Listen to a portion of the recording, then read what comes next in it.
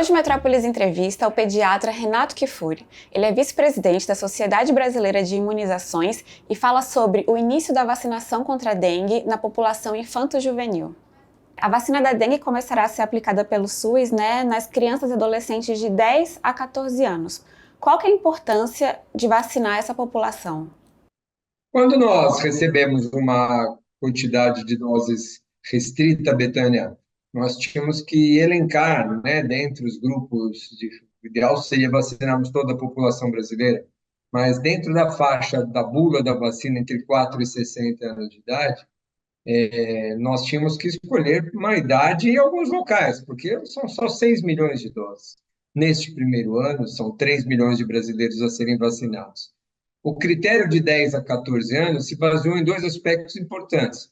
Um deles é que a segunda idade onde mais se hospitaliza por dengue entre todas as idades. Os adolescentes só perdem para os idosos. Então, o primeiro que hospitaliza maiores taxas são entre os idosos, que a vacina não está licenciada, e em segundo lugar, os adolescentes. E em segundo, outro aspecto muito importante, é onde os estudos foram feitos com o maior número de indivíduos, de voluntários participantes, onde a vacina se demonstrou mais segura e mais eficaz, foi justamente nessa idade. Não é à toa que a própria Organização Mundial da Saúde recomenda crianças e adolescentes como grupo prioritários. Baseado nesses dois fatores, elegemos a idade e, em função do quantitativo de doses, os municípios, um pouco mais de 500 municípios, que têm historicamente, aí, nos últimos anos, mais casos da doença para iniciar o processo de vacinação. E por que os adolescentes, depois dos idosos, são os que mais internam? Não há uma explicação para isso, né? A dengue é uma doença que tem uma distribuição basicamente democrática em todas as idades. A doença atinge a todos, mas as suas formas graves se concentram mais entre os adolescentes e os idosos, mas não são muito mais diferentes do que o resto da população, não. Então, mas é um grupo que, sem dúvida, tem um impacto importante. Qual que é a tecnologia usada na Qdenga, a vacina da Takeda, que vai ser aplicada no SUS?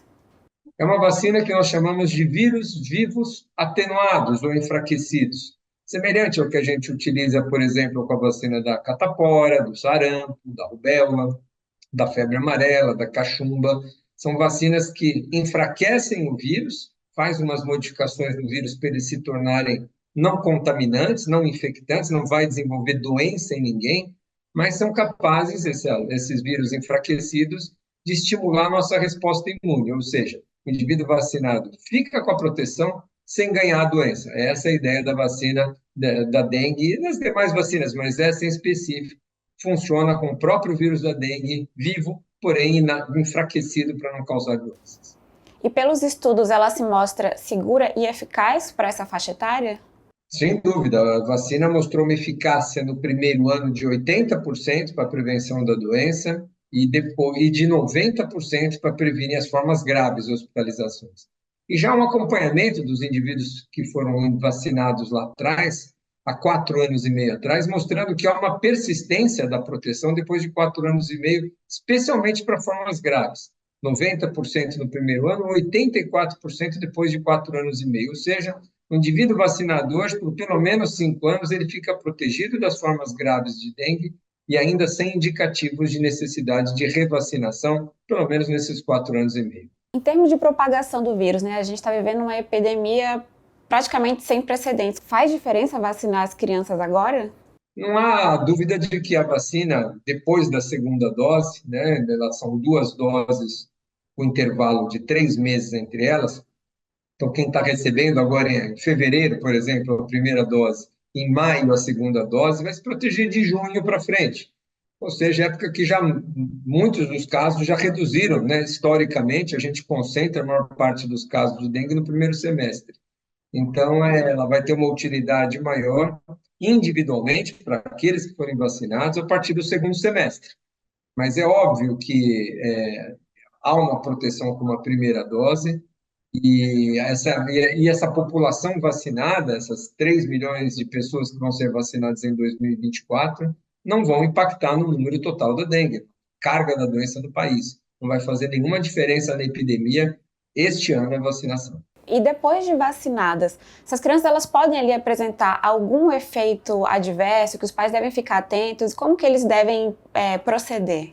Exatamente igual a qualquer vacina, viu, Betânia? Quem toma vacina de dengue pode ter febre, pode ter dor no corpo, pode ter uma dor local, passam os dias, pode aparecer um vermelhinho na pele. Reações esperadas, como qualquer vacina, não é diferente das vacinas habituais que a gente tem. O perfil de segurança da vacina é muito semelhante às demais vacinas do calendário, vacinas do sarampo, vacina da rubéola, da catapora, que eventualmente pode dar reações que são leves e transitórias.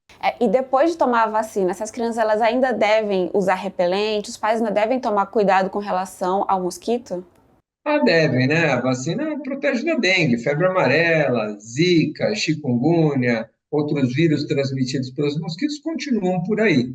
Então, usar repelente, especialmente nessa época das chuvas ou em regiões onde você tem mais mosquitos, é fundamental. E para aquelas crianças pequenas, mosquiteiro, telas no quarto, todos aqueles recomendações que a gente faz, além, é claro, né? Já que nós não vamos impactar a dengue com as vacinas nesses primeiros anos, é continuar controlando o mosquito. Essa é a principal arma que ainda a gente dispõe. Água parada, com dados quintais, nós, como população, e o poder público, evitando os prédios, cuidando dos prédios abandonados, dos terrenos baldios, dos lixões, dos esgotos a céu aberto. Nós temos inúmeras oportunidades para o mosquito dentro das cidades e é a função de todos, do poder público e dos munícipes, cuidar cada um da sua parte. E doutor, falando de doença, né, a gente ainda tem um grupo aí de crianças e adolescentes que não vão ser vacinadas. Você pode explicar quais são os sintomas da dengue que os pais devem ficar atentos? Porque alguns são até bem semelhantes a outras doenças bem comuns, né? A dengue é uma doença aguda, febril, aguda, que cursa normalmente com uma incapacidade, né? Ou seja, a dor de cabeça, a dor no corpo, a dor atrás dos olhos, dores articulares são limitantes, as pessoas ficam realmente derrubadas com esses sintomas. Mas o principal é que a dengue, né, outras doenças dão esses sintomas, você bem lembrou, mas a dengue não dá sintomas respiratórios. Então, não dá tosse, não dá coriza, não dá secreção. Então, quem está com uma febre, dor no corpo, dor de cabeça, mal-estar e não está gripado, não está com esses sintomas gripais, deve sempre pensar em dengue, especialmente nessa época do ano onde os casos vêm se acumulando.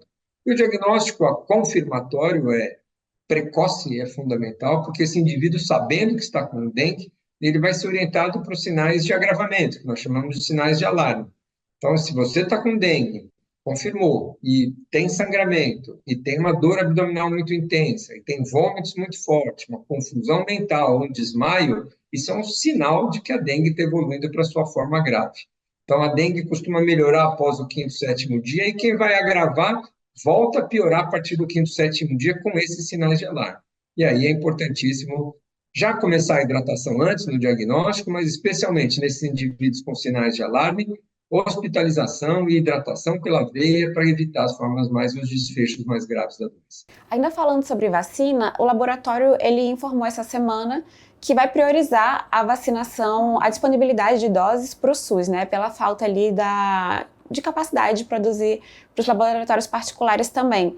Mas eu queria saber, mesmo assim, o restante da população deve continuar tentando se vacinar de alguma forma pela rede particular? A rede particular iniciou primeiro a vacinação desde o ano passado, a vacina contra a dengue, foram disponibilizadas antes que o governo sinalizasse, aprovasse, incorporasse a vacinação no SUS, a vacina já vinha sendo comercializada nas clínicas privadas. E é claro que com a aquisição da totalidade de doses pelo SUS, o laboratório não vai mais fornecer vacinas para o serviço privado, vai direcionar todas as suas vacinas para o SUS e vai terminar só os esquemas começados. Então, em breve, as vacinas não estarão mais disponíveis na clínica privada, a não ser para quem já começou o esquema. Então, é fundamental, claro, que quem pode pagar, se encontrar a vacina, ainda fazer, mas isso vai durar um pouco tempo. É uma parcela muito pequena da população que tem capacidade de pagar um valor caro por 2 doses. Isso não impacta na doença do país, obviamente, protege somente individualmente aqueles que puderem ter acesso à vacina. Mas respondendo a sua pergunta, sim, entre 4 e 60 anos, quem puder pagar, quem encontrar uma vacina disponível nas clínicas privadas, pode e deve se vacinar sim.